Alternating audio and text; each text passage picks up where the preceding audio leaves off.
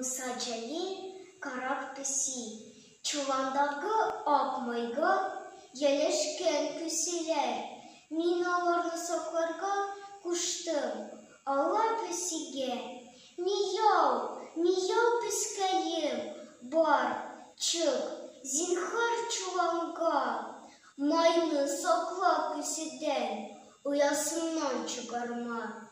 Pesi kırgeç pisini, kuyrukların kıstılar, yermediler çabuşup, yarıklarga pıstılar. Miyav piskayım, kulak ildim sizime, karalıdan boşagaç, süt verir menizine.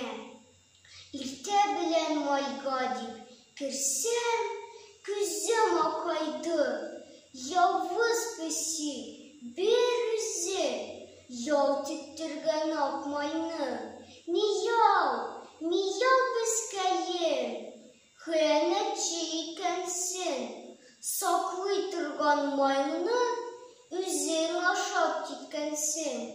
Rahmet.